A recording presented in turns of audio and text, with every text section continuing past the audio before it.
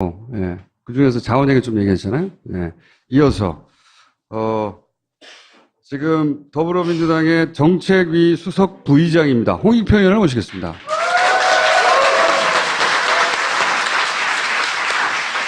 민주당에서 가장 스마트한 의원 중에 한 분이시고, 그 이미지라고 한다면 정청래 의원과 정반대에 있는. 그래도 정청래 의원하고 제일 친해요. 원래 서로 없는 걸 채우는 거죠. 자, 부끄러움이 많으신 분이고요. 예. 저수지 게임에서도 주요한 역할로 출연하셨어요. 저도 원래 그 정도의 비중이 있음을 했어요. 그 광고에까지 출연해가지고, 예. 영화 광고 하는데. 거기 출연하셨고, 시사회는 초대를 못 받으셨습니다. 자, 그 이야기 연장이나 마찬가지예요.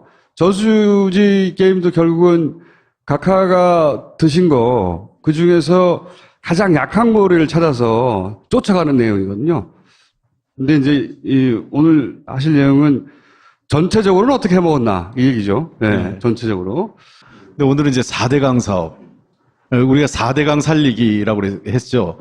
그러니까 이 각하께서는 4대강을 살리기 위해서 역시 해안이 있어서 4대강을 먼저 죽이셨습니다. 그러니까요. 이게 참 썰렁하지 않습니까?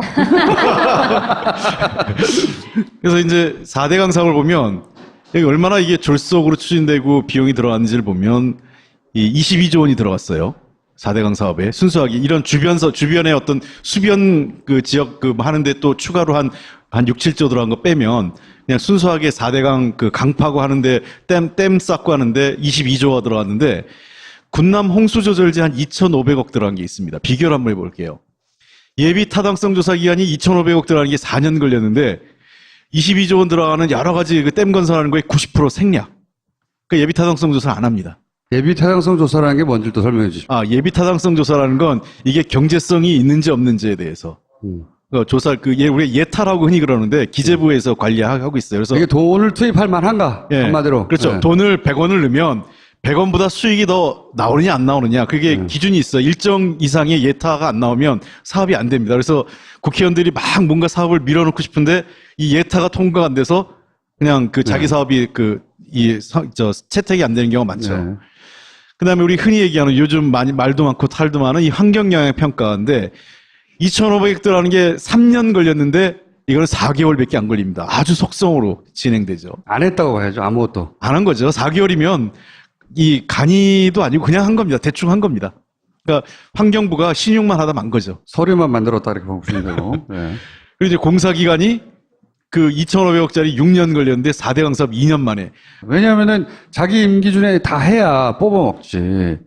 실제 만약에 정말 필요했고 이 정도 금액이 들어가는 사업이었으면 지금도 하고 있어야 돼요. 지금도. 예, 그렇죠. 네. 자, 이런 사업이 결과가 뭐냐? 이게 2014년에 이미 나온 건데요. 공업용수도 쓸 수 없는 물이 된 겁니다. 특히 이제 제일 심한 게 낙동강 수질 오염인데 이게 용전 상소량 측정치가 이렇게 조사를 해보면 산소가 없다는 거예요. 맨 밑에 수심이 내려갈수록 물이 맑은 게 아니라 물이 나빠집니다. 수질이. 그러니까 이 맨 밑에 지표면이 강의 제 밑바닥이 썩은 거죠. 그러니까 뻘이 이루어지기 시작하는 거죠. 뻘 상태로요.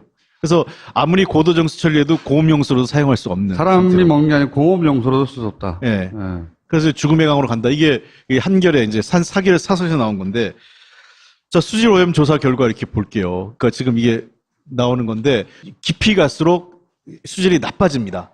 11m, 5점, 그 위에 하만보 같은 경우에서 7m하고 11m 보면 11m가 더 나빠요. 우리가 흔히 지금 녹차라떼라는 말 나오잖아요. 녹조라떼. 네, 그렇죠. 녹조라떼. 녹조라떼. 언어의 맙소사가 또 한 번 나오셨네요. 그러니까 이게 보시면 다 모든 것에서 일관되게 나타나는 게 이 지표 이 수면의 위에 물을 뜨면 그럭저럭 등급이 아주 나쁘게 안 나와요. 근데 밑으로 깊숙이 밑으로 가면 아주 더 더러운 물이 되는 거죠. 사실 이게 억지로 강을 팠거든요, 그때. 예. 수심을 최소한 6m 이상 확보한다고 기준이 없어. 그냥 6m 이상. 수심을 깊이 파려면 돈이 들잖아요. 그쵸? 근데 그게 6m를 팠는지 8m를 팠는지 4m를 팠는지 우리가 알 수가 없다. 왜냐하면 강은 계속 흘러서 흙은 퇴적되기 마련이고 그러면 1m만 덜 파도 그 1m 덜 판 비용만 쭉 뽑아도 엄청난 조 단위의 돈이 이 비자금으로 형성될 수 있다. 그 그랬었죠. 긴 낙동강을 네. 6m를 다 팠는지 진짜 말씀하신 대로 3m, 4m를 팠는지 아무도 모르는 게 알 수가 하나고. 없죠. 네. 그다음에 두 번째는 그때 뭐라 그러냐면 그 파낸 모래를 갖고 그거 팔아서 한다고 그랬죠. 비용을 네. 절감할 수 있다 했는데 개구라죠, 개구라. 그냥 구라도 아니고. 이게 아마 이 로봇 물고기에 걸맞는 이제 이 황당한 버전으로. 네. 어떻게 되는지 알 수가 없는 건가요? 그렇죠. 아무도 지금 그 비용에 대해서 얘기 안 하고 그거에 대한 수익에 대해서 아무도 얘기 안 하고 있어요. 그거 팔지 못했죠, 당연히. 그렇죠. 네. 그다음에 두 번째 얼마 팠는지 모르니까. 그다음에 두 번째는 그 6m도 재밌잖아요. 왜 6m였을까? 그러니까 그때 PD 수첩에서 나왔지만 독일에 운하 갔다 오고 나서 네. 배가 다닐 수 있는 깊이가 6m였다는 거죠. 네. 그래서 끝까지 대운하가 아니라 4대강 사업인데 일단 깊이는 6m예요. 예. 일단은 파놓고 나중에 대운하라도 쓸 수 있도록. 그래서 하는- 이제 그 자연력으로 형성돼 있던 수천 년간 네. 그 강 바닥을 다 갈아엎은 거예요. 그렇죠. 그게 다 썩어버린 거지. 네. 생명이 살 수 없게. 낙동강 여기 고향이 있으신지 인분 어떤지 모르겠는데 저는 이제 그 어머니 고향이 그 낙동강 쪽이라서 가보면 옛날에 진짜 이 모래사장이 이 강인데 쫙 펼쳐져 있고 굉장히 좋았어요. 물이 굽이굽이 가면서. 그래서 낙동강 700리라고 그래가지고 그리고 낙동강 주변에 굉장히 기름진 우리나라의 삼각주 평야라고 해서 했는데 그게 다 없어진 거죠 이제. 강이 다 죽었어요. 이거 이명박 다 마시게 해야 돼요, 그거. 그리고 이제 보면 이 밝혀진 사실인데 낙동강 사업을 통해서 부당이익을 했던 사업자들입니다. 이 대기업들 일단 대기업들을 하고 그다음에 이제 협력사나 하청업체로 그렇죠. 내려가는 거니까요. 하청업체에 가서도 네. 선정된 하청업체들이 엄청나게 저기 뭡니까 예. 이명박 대통령 뭐 출신 고등학교가 어쩌고저쩌고 동지상고 출신들 한 엄청나게 해먹었죠 그때. 예. 예. 이게 보면 부당이익들이 쭉 옆에 맨 끝에 보면 GS가 낙찰률 92.4%에서 928억. 그러니까 이게 보세요. 낙찰률 가격이 제일 심한 경우에는 대우 7곡부의 99.3%입니다. 알고 썼던 거죠. 이걸 알고 썼다는 거죠. 네, 알고 쓴 거죠. 그러니까 이게 예를 들면 낙찰 퍼센트가 뭐냐면 이미 그 발주 기간이 내가 금액을 100억 원에 낼 거야. 라는 걸 이제 계획을 하고 있어요. 이 가격은 100억 원 낸다. 근데 어떻게 알고 99억 3천만 원을 쓴 거죠. 저거는요. 그리고 당첨이 돼. 보통은 불안해서 한 90억, 예를 들면 이 100억짜리면 자기가 이 공사는 내가 한 80억쯤 하겠다. 든지 뭐. 남는 게 있어야 되니까. 그렇죠. 그걸 좀 여유 있게 저쪽보단 좀 낮게 써야 내가 경쟁해서 높이 쓴 사람보단 낮게 쓴 사람한테 사업권이 돌아가니까 하는데 아주 심하죠. 그러니까 여기는 90% 이하로 쓴 사람이 89.1%가 제일 낮은 거죠, 지금. 그러니까 이게 높으면 높을수록, 담합의 확률이 올라가는 거예요. 네. 실제 적정가는 2천억인데 3천억 써가지고 1천억 해먹었다는 거 아니에요? 말하자면. 그런 거죠. 예. 그러니까 낙찰가를 3,030억 쓴 거니까 실제로 이제 낙찰가를 한 3,400억 정도 이렇게 한 3,300억 정도를 해놓은 거죠. 그러니까 이제 예상 가격을 예전가 있네 3,280억 쓰면 낙찰가 3,030억에서 2천억 이상을 남긴 겁니다. 그러니까 대기업들이 돌아가면서 이제 서로 야 이건 네가 나눠 먹는 먹고 거죠. 예. 부담 네가 먹고 이렇게 한 예. 거죠. 예전과도 좀 부풀렸기 때문에 어쨌든 굉장히 부당이익이 그런 거죠. 생겼다고 볼 수 그러니까 있겠네요. 적정 가격은 2,100억 정도면 되는데 그럼 대략 한 2,300억이나 네. 이 정도로 해서 거기에 이제 2,100억 또는 2,100억보다 좀 모자르겠어거나 해서 이 낙찰하는 게 맞는 적정 가격이죠. 그러니까 세금을 이만큼 더 쓴 거죠. 2천억이면 될 거를 3천억을 정부가 쓰겠다고 결정해 놓은 거예요. 그래서 900억 이상을 더 지출한 거죠. 이 돈이 어디 갔겠어? 이 돈이 어디 갔겠냐고. 6m 밑에 파묻혀 있겠어요, 이게. 아니면 각하가 드셨겠어요. 그러니까 이제 저 돈이 쫙 흩어지는 겁니다. 그러니까 아까 얘기한 1차 협력사, 2차 협력사 등등 이제 지방 이제 건설회사까지 이제 조금씩 나눠가는 거죠. 이게 일종의 먹이사슬 구조로 뿌려지면서 낙동강 사업 같은 경우는 동지상고 출신 회사들로 쫙 몰아주는 거 나오는 거죠. 대기업을 통해서 최초에 낙찰된 금액 이제 나눠줄 거 말고 그 대기업을 통해서 저는 해외에서 해먹었을 거라고 봐요. 자원외교 할 때도 그 얘기 나왔죠. 돈은 누군가 벌었는데 빚은 전부 다 우리 공사, 석유공사, 가스공사, 그다음에 그 광물자원공사 빚더미에 올라앉은 건데 여기도 동일한 구조예요. 돈은 썼고 누군가 돈은 벌어갔고 아까 얘기하는 대기업들 또는 하청업체들 다 돈을 가져갔죠. 수자원공사 원래 굉장히 튼실한 곳이었거든요. 그러고 보세요. 부채 비율이 20%밖에 안 된 회사예요. 2009년까지. 네. 근데 2016년에 10배인 204%가 되는 겁니다. 13조가 됐어요. 금액도 보세요. 1조 9천억, 그러니까 2조 원쯤 되는 부채가 13조 6천억이 됩니다. 그러니까 2조에서 13조 6천억이니까 11조 이상이 는 거죠. 그러니까 11조 이상은 여러분 아시겠지만 공사는요. 지난번에 제가 한번 설명드렸지만 공사의 빚은 누가 갚아야 된다? 국민이 갚아야죠. 그렇죠. 정부가 보증을 하고 있기 때문에 최종적으로는 정부, 국민의 세금으로 갚을 수밖에 없어요. 그러니까 이 2조 원이었던 빚이 무려 11조 원이 되면서 그 11조 원에 대한 빚은 국민에게 떠넘긴 겁니다. 즉 이익은 사유화하고 손실은 사회화한다. 이게 법칙이 또 여기가 적용되는 겁니다. 원래 처음에 땅 파서 골조 팔아가지고 공사를 메꾼다고 그랬는데 이 돈을 수자원에서 가져왔거든요. 그렇게 네. 하지 않고. 그리고 이게 또 문제가 되는 게 여기 이제 없는 자료니까 제가 이걸 읽어드릴게요. 이 비용을 그러면 수자원공사가 처음부터 알아요. 이제 바뀌었죠. 수자원공사 뭘로 바뀌었다? K워터. 그때 이명박 대통령 시절에 전부 다 농협은 NH.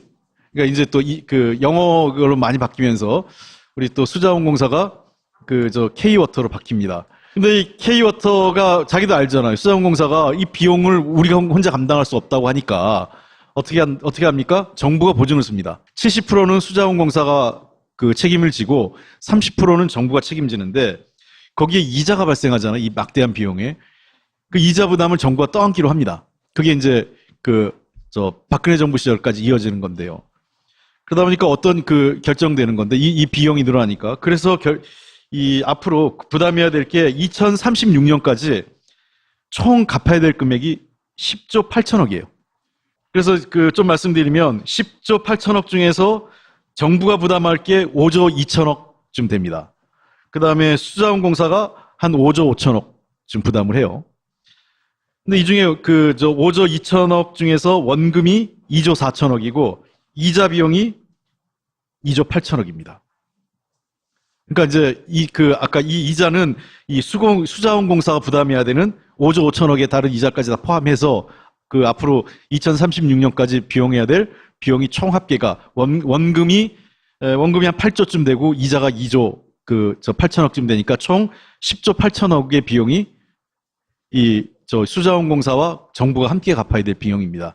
아까 얘기한 분리되면 마치 정부는 국민 세금, 수자원공사는 수자원공사 같지만 본질은 둘 다 국민 돈이다. 이렇게 보시면 되죠. 갑자기 그 얘기 들으니까 굉장히 세금 내기가 싫어지네요. 네, 제 돈으로 갚아야 된다는 생각을 하니까. 지난주에 제가 말씀드렸던 이 자원 관련된 빚이 20조 이상 우리가 앞으로 부담해야 될 빚이 늘어나고 있고 이 수자원공사 이 4대강 사업과 관련돼서 우리가 부담해야 될 게 10조 8천억 약 11조 원이죠. 아까 제가 얘기한 딱 11조 계산 나오시죠? 그렇게 되면 K워터가 늘어난 2009년에 비해서 2016년 늘어난 부채 비율 그걸 감당하는 거 감안하면 이 두 개 사업만 합쳐도 국민 부담이 30조가 넘습니다. 30조. 네. 그러니까 총 100조 사업이 들어간 사업 중에 국민 부담으로 돌아온 게 30조. 30조면 엄청난 복지를 일단 할 수 있는. 국방비는 국방사비 비리는 빼놓고 국방비리 또 많이 나올 거 아니에요. 더 많이 나오겠네요. 4대강에서 일단 오늘은 일단락을 하면 이거 그럼 어떻게 해결해야 돼요? 그러니까 일단 담합해서 해먹은 기업들도 벌써 거의 10년 전이고 예. 감사도 2번 받았고 이제 3번째 하고 있죠? 예, 네. 그렇죠. 감사가 곧 사법 처리를 의미하는 건 아니잖아요. 그렇죠? 그리고 그렇습니다. 감사의 포커스도 불법을 찾아내라기보다는 어떻게 하다가 이런 어처구니 없는 사업이 결정되었는지 그 과정을 찾아내라. 프로세스가 어떻게 된 건지 이거잖아요. 그렇습니다. 근데 그렇게 해서 결국 저희가 궁금한 거는 두 가지거든요. 그러면 각하는 어떻게 해? 각하를 언제 잡나? 응? 그거 하나 하고 그리고 그렇게 손실액은 그럼 누구한테 책임을 지어서 일부라도 보전받는가? 이 두 가지란 말이죠. 어떻게 할 계획이신지. 우선은 이제 감사원 감사해서 이 사업들의 내용을 한번 봐야 되고, 그러니까 감사원 감사를 하고 문제가 있으면 이제 검찰 고발을 해서. 그렇죠. 지금까지 사실 이 검찰이 제대로 감사원도 제대로 감사를 안 했죠. 그러니까 감사원이 할 때마다 결과가 바뀌어요. 그러니까 MB 때도 막 문제가 되니까 하는데 문제 없다고 했다. 그때는 문제가 없다고 했고 아예. 네. 네. 그다음에 박근혜 정부 들어와서 하니까 조금 문제가 있다고 문제가 조금 있다고 했고. 얘기하고 이제 또 다시 하면 이제 또 다른 진전이 나오겠죠. 그래서 그만큼을 갖고 이제 검찰이 고발을 하게 됩니다. 검찰이 고발을 하면 이제 검찰이 수사를 하면 조금 더 실체가 드러날 거예요. 그러니까 감사원의 한계는 이 공공 부분을 중심으로 해서 문제가 있는 것만 지적을 하는 거예요. 감사의 대상은 정부 돈이 들어간 영역만 하기 때문에 일반 민간 영역에서까지는 세밀하게 조사하기가 힘들거든요. 4대강을 본격적으로 검찰 조사를 한 적이 한 번도 없는 거죠. 그렇죠. 이때까지는. 제대로 네. 조사를 한 적이 없는 거예요. 그 아까 담합했다고 나온 그 대기업들은 어떻게 됐나요? 그거와 관련해서 죗값을 치렀나요? 아니면은 뭐 그냥 넘어갔나요? 추징금 얼마 받았죠? 추징금 얼마 한 거죠. 그러니까 이제 근데 담합에 그게 굉장히 대해서. 소액. 네. 근데 그런 거죠. 자기들의 그 해먹은 이익에 비하자면, 네. 네.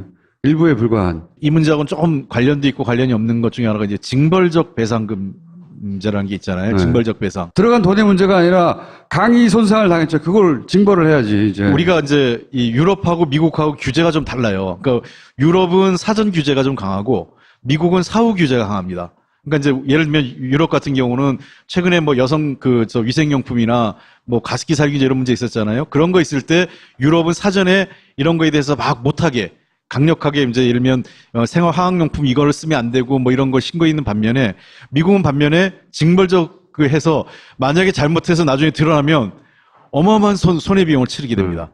그러니까 기업들이 그걸 무서워서 자기들 스스로 이제 점검을 하는 거죠. 최대한 나중에 잘못하면 기업이 망하니까.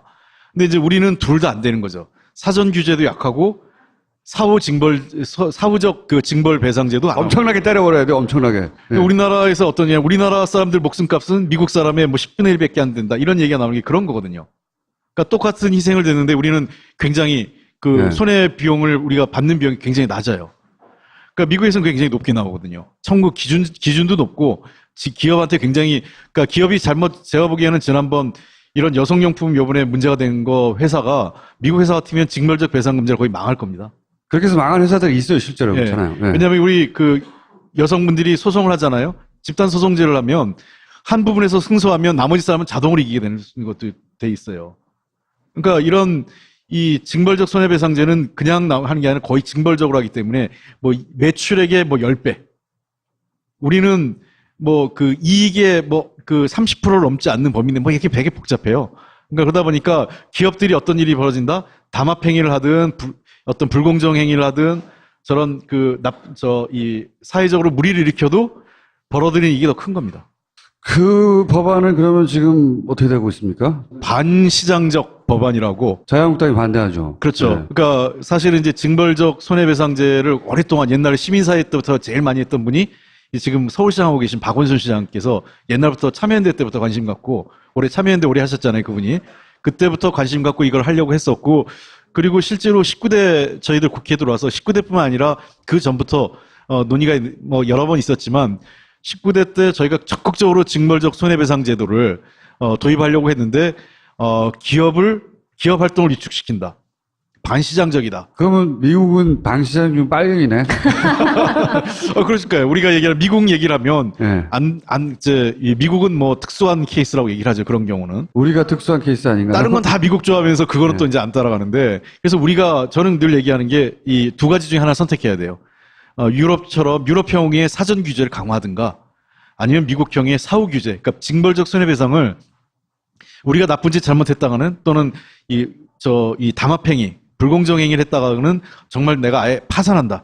이런 정도의 징벌적 손해배상 해야 스스로 조심하거든요. 아니면 뭐 우리 누구처럼 도덕적으로 완벽하게 안 걸리게 하거나. 징벌적 손해배상 제도든 혹은 뭐 다른 특별법인 간에 이 4대강으로 해먹은 거를 각각가 토해내게 하고 싶다는 거예요. 그러니까 제가 얘기한 건 첫 번째는 이게 그런 그 검찰 수사가 가고요. 검찰 수사와 함께 이제 금융 쪽에서 같은 거래 조사해서, 그러니까 이제 계좌 추적을 검찰이 다 할 수 있잖아요. 옛날 거라도 기록이. 근데 조금 걱정되는 건 개인 기록이 5년인가 아마 그 금융거래가 남아 있는 것 같은데 그게 좀 확인을 좀 해봐야 되겠습니다만, 그러다 보니까 이런 과연 너무 오래된 지금 세월이 10년 가까이, 아직 10년은 채 안 됐지만 거의 한 8년 이상 흘러간 세월이기 때문에 저걸 우리가 얼마큼 꼼꼼하게 찾아낼 수 있을지는 좀 저희들도 조금 어려움은 있습니다. 그러면 이명박 전 대통령 관련 의혹에 대한 특별한 포커싱을 둔 무슨 위원회나 민정내 활동팀이나 또는 뭐 그런 게 있지는 않죠, 아직은. 아직은 없는데 이제 적폐청산위에서 조금 들여다볼 수 목소리가 있겠죠. 점점 작아지시네요. 아니 우리가 4대강 사업과 관련돼 가지고 별도로 이제 우리 당 정책위에서도 TF를 좀 준비 중엔 있어요. 이 문제에 대해서는. 알겠습니다. 예. 유일하게 빠져나간 게 이명박 전 대통령입니다. 그 양반이 해먹은 거를 자손한테 물려주고 편안하게 여생을 살며 온갖 영화를 누리고 그걸 끝까지 봐야 되냐 이거지. 단죄해야 하잖아요. 그렇습니다.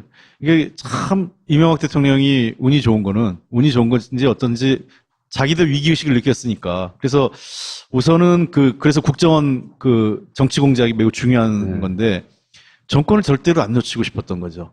그러니까 정권 재창출이 매우 중요했던 겁니다. 그러니까 소위 박근혜 정부 4년을 거치면서 상당수 자기 시대에 있었던 여러 가지 부정과 비리가 세탁된 거죠. 시간이 흘렀고. 그러니까요. 그러니까 지워지거나 은폐되거나. 그러니까 이 정권 창출이 그래서 매우 중요한, 그러니까 이 여러 가지 각하의 사업을 깔끔하게 이 마무리 짓는 데 있어서 정권 재창출은 매우 중요했던 마지막 파이널 과제였던 거죠. 이 정부 내에서 끝내주세요, 어쨌든. 검찰 수사하면 저는 좀 단서는 나올 거라고 생각을 해요. 우리나라 검찰이 좀 집요하잖아요. 안 되면 별건 수사도 하고 옛날에 그랬던, 요즘은 그러면 안 되겠지만, 그래서 검찰 수사가 들어가면 감사원 감사를 통해서 일부 이 문제가 되는 부분을 검찰에 수사 의뢰를 하면 저는 이게 약간 좀 포도송이처럼 이렇게 엮어 나올 수 있는 건 충분히 있다고 생각을 합니다. 문재인 정부가 끝나기 전에 이 문제는 꼭 마무리 지어야 한다. 사실 다음 정부까지 가면 그러면 얼마입니까? 15년 뭐 이렇게 지나가는 거거든요. BBK까지 따지면은 20년 막 지나가는 거예요. 공소시효도 다 지나갈 생각이 그렇게 됩니다. 게다가 나이가 80 정도 해도 될 거예요. 이명박 각하가. 예. 그 정도면 잘 먹고 잘 사는 거거든요. 이미. 그거를 못 보겠어요, 나는. 감옥에 보내느냐, 돈을 뺏어야 하느냐, 양당 간의 결정이 나야 할 상황이다. 예. 돈을 뺏어줘. 감옥보단 돈을. 그거는 저도 똑같은 생각입니다. 제일 중요한 건, 누군가에게서 가장 소중한 것을 빼앗아 먹게. 잔인한 양반이야. 자, 오늘 여기까지 하겠습니다. 감사합니다. 예, 고맙습니다. 요거 굉장히 중요한 자료 하나를 내놓으셨어요. 예. 일단 무슨 자료인지 간단하게 설명해 주십시오. 2007년 12월 달에 이제 BBK 예. 10년 전입니다. 실소유주가 누구냐? 예. 이게 핵심이죠. BBK는 그냥 예. 한마디로 진짜 주인이 누구야 이거거든요. 예, 이명박이 진짜 아니야 이거거든요. 주인이 이거 누구냐? 이건데 거기에 대한 이제 서류로서의 근거가 있느냐였는데 그동안 그 전에 이제 2007년 12월 달에 검찰이 수사 결과를 발표할 때는 그러니까 김경준과 이명박의 이면 계약서가 있는데요. 그렇죠. 그 이면 계약서에 주식을 서로 사고 판 이제 이면 계약서입니다. 네네.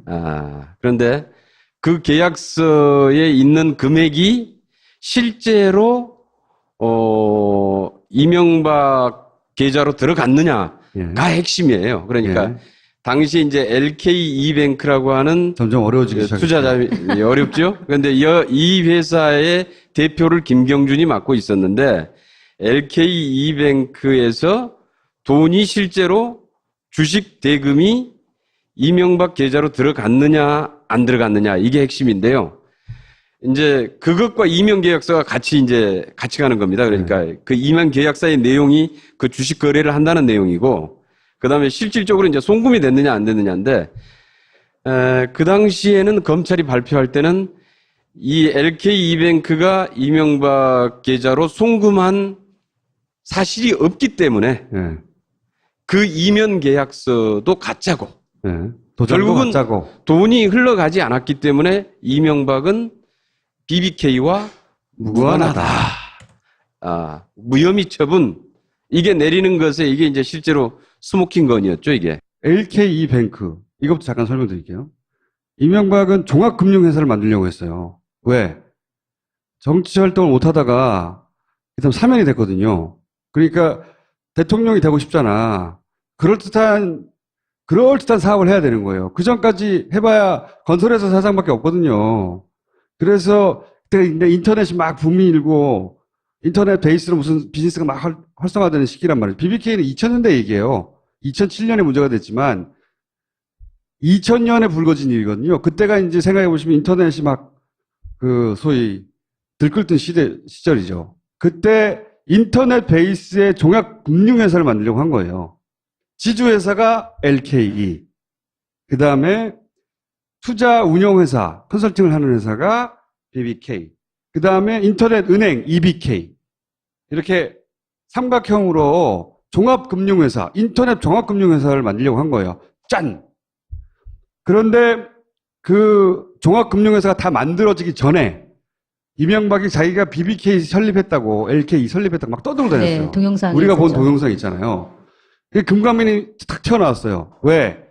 이 투자자문회사하고 은행하고 같이 할 수가 없어요. 그래서 은행 인허가를 안 내준 거예요. 네. 그러니까 사업이 어그러졌잖아요. 사업이 어그러졌으니까 거기 들어간 돈을 빼내야 되잖아요. 그 돈을 빼내면서 불거진 일이 주가 조작, 왜 돈을 빼내야 되니까 주가 조작하고 미국으로 튀고, 그 다음에 그 1000억대 피해자가 생기고 횡령해서 도망가고 그 뒤에 일어나는 겁니다, 이게. 그런데 LK나 BBK나 EBK나 이런 복잡한 이름들은 다 기억할 필요가 없는 게 BBK 하나만 기억하면 되는 게 이 세 회사는 결국 하나의 회사예요. 왜? 같은 사무실을 쓰고 그 다음에 같은 직원에다가 같은 계좌에서 사무용품을 다 사고 결국은 주인이 하나예요. 그러니까 주인이 누구냐? 여기로 귀결되는 거예요. 돈도 지들끼리 왔다 갔다 하고 그냥. 이게 다 하나의 회사인데 그럼 진짜 주인이 누구냐만 찾으면 되는 거잖아요. 근데 그 첫 번째가 BBK라는 회사가 생긴 거거든요. 처음에 출발이. 이 BBK의 근데 의원님이 찾아내신 건 뭐냐면 이 BBK의 주식을 LKE로 팝니다. BBK 주인이 누군지 생각하지 말고 주식이 일로 간다고요. BBK 주식이 다 LK로 가.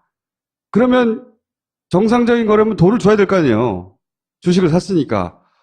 그 돈이 50억대인데 그 돈이 50억대가 이명박 개인 계좌로 간다고요. 주식을 가져간 다음에 돈을 가져가 이명박한테 줬으니까 이명박의 주인이라는 얘기 아니에요. 주식이 넘어가고 나서 돈을 받은 사람이 주인 아니야. 근데 그 돈이 간 계좌를 그리고 그 금액을 찾아내신 거예요. 이게 이제 송금 기록을 찾아낸 거죠. 진짜 핵심을 찾은 거예요. 왜냐? 이 표면적으로는 이명박의 주식을 돈 주고 산 걸로 돼 있지 않고 AM 파파스인가? 복잡해. 복잡해요. 알 필요 없어요. 근데 왜냐면 이것도 페이퍼 컴퍼니거든요. 껍데기를 이렇게 뒤집어 씌운 거예요. 네. 많은 회사가 등장하는데 이 껍데기예요. AM 파파스도. 왜냐면 김경준이 세운 그 페이퍼 컴퍼니란 말이죠. 표면적으로는 그렇게 거래를 처리하되 실제로는 이렇게 하는 거라고 이면 계약서를 썼어요. 그 이면 계약의 내용이 BBK 주식을 일로 다 옮기고 그런 다음에 돈이 일로 나가고 그런 이면 계약을 쓴 거죠. 제가 보기엔 김경준이 자기를 보호하기 위해서 만든 거예요, 이게. 이 이면 계약이. 예? 왜냐하면 겉으로는 김경준이 다 한 것처럼 돼 있단 말이죠. 사고가 나면 큰일 나는 거야. 그래서 김경준이 이면 계약을 요구했고 이명박을 오케이 했고 찍은 거야. 돈 입금된 거예요. 근데 검찰이 이거를 당연히 알았죠. 알았는데 그때는 직접 입금된 게 없었다고 그랬거든요. 지금 검찰이 뭐라고 주장을 하냐면 그때 알았는데 이거는 BBK 주식이 이명박한테 간 게 아니라 LK뱅크 주식이 이명박한테 갔기 때문에 이거는 BBK 실소유주가 아니다. 이 돈이 알긴 알았는데 이면 계약서 써 있는 대로 그 금액이긴 하지만 이면 계약서가 가짜라고 했어야 하는 거죠. 그게 가짜여야지 이 돈의 성격이 달라지니까. 근데 요 계좌로 이렇게 들어갔다는 거는 그때도 안 나왔어요. 그런데 2007년에 발표할 당시에는 정확히 어떤 거냐면은 그 돈을 알았다가 아니라 네. 네. 그렇게 간 돈이 없기 없다라. 때문에 예. 없기 때문에 없기 가짜다. 때문에 정확히 송금 사실을 확인할 수 없기 때문에 이명박은 BBK와 무관하고 그래서 무혐의다 이렇게 내린 겁니다. 그때는 네. 그렇게 말했어요. 그런데 네. 사실은 이 자료가 검찰 수사 기록에 그대로 들어있어요. 지들은 알았던 거죠. 이미 네. 알았던 거죠. 그런데 이제 이거는 그래서 어제 대정부 질의 때 한 얘기는 검찰이 이 수사 기록을 가지고 있었고 입출금 거래 내역을 분명히 확보를 하고 있었는데 이 부분을 의도적으로 숨겼다, 은폐했다. 이제 이런 문제 제기였고 따라서 이건 이제 새로운 재수사가 필요하다라고 이제 제기를 한 건데요. 그러니까 이제 당시에 그 수사팀들이 그때 뭐 그런 돈이 뭐 이렇게 오고 가고 한 거는 대충 다 알았는데 돈의 성격이 그게 아니었다. 말을 바꾸는 거겠네요. 예, 그러면. 그런데 그 성격이 아니었다고 하는 주장도 봤더니 어떤 얘기냐면은 전혀 좀 이제 논리적으로 맞지 않는 게요. 맞지 않는 게 가령 삼성전자 주식을 내가 샀어요. 근데 그 주식은 김어준 총수가 가지고 있어요. 그러면 그런 내가 셈인 거죠. 예. 네, 삼성전자 주식을 그럼 내가 삼성전자 주식을 김어준 총수한테 사면은 돈을 어디다 줘야 돼요? 삼성전자로 줘야 됩니까? 김어준 총수로 줘야 됩니까? 총수한테 줘야겠죠. 주식을 소유한 사람한테 돈을 네. 줘야 되는 겁니다. 네. 그런데 삼성전자 주식이라고 그래서 삼성전자로 돈을 줄 필요가 없는 거죠. 그렇죠. 예. 주식 그렇게 잡은 소유한 사람은 사람한테 네. 주는 거죠. 검찰의 해명을 들으면 저렇게 되는 거예요. 네. 그러니까 말이 안 된다는 얘기입니다. 비유적으로 설명하신 거예요. 여하간 검찰이 이걸 몰랐을 리가 없고 검찰의 해명도 말이 안 되는 것이고 이면 계약서가 맞다라고 봐야 되는 거예요. 물론 김경준은 감옥에서 나와서는 그 이면 계약서가 사실이라고 주장했어요. 근데 감옥에 있을 때는 자기가 그거를 조작했다고 말했어요. 그러면서 나중에 나와가지고 왜 조작했냐, 조작했다고 말했냐, 사실인데 그랬더니 자기 와이프와 자기 누나를 놔주는 조건으로 자기가 조작했다고 거짓 거짓 증언을 자백을 했다라고 나오고 나서 책에서 얘기했던가 어디서 얘기했어요. 근데 그러니까 이면계약 그리고 그 이면계약은 실제로 있었던 일이다. 이면계약에 부합되는 돈이 나온 거예요. 서류로. 근데 거꾸로 이게 전부 다 임명받게 되면 김경준이 받았던 제목을 전부 다 받게 되는 거예요. 예. 얼마나 좋아. 이 금액으로 인해서 임명받게 되면 BBK, LK, 뭐 기타 등등 옵셔널 매치 전부 다 임명받게 되고 여기 더 거슬러 올라갑니다. 그게 BBK가 임명받게 된다는 것은 다스가 임명받게 되는 거예요. 다스도 임명받게 아니라고 그러거든요. 그러면 이게 임명받게 되면 그 이전에 도곡동 땅도 임명받게 되는 거예요. 한 20년 가까이 되는 이명박이 이게 다 내 게 아니라고 차명으로 덮어뒀던 것들이 통 튀어나오는 거거든요. 그 구멍을 뽕 낸 거예요. 어제 아무튼 그 이제 총리의 답변은 네. 이 기록을 확인해서 당연히 이런 부분들이 수사 과정에 이제 빠졌다면은 다시 거기에 합당한 조치를 해야 된다. 수사만 다시 시작해 주세요. 그런데 이제 걔 중에 이제 저쪽에서 하나 이명박 쪽의 얘기입니까? 대법원 판결까지 다 끝났는데 그렇죠. 이런 얘기가 하나 새로운 있죠. 게 나왔잖아요. 하나 있죠. 네. 그런데 그 대법원 판결 내용이요. 네. 이명박에 대해서 무혐의다라는 대법원 판결이 아닙니다. 그렇죠. 그거는 그렇게 주장을 하는데 그거는 김경준 혐의에 대한 대법원 판결을 얘기하는 겁니다. 네. 이명박의 혐의는 그거하고 전혀 상관이 없습니다. 끝을 같이 봐주시죠. 네, 알겠습니다.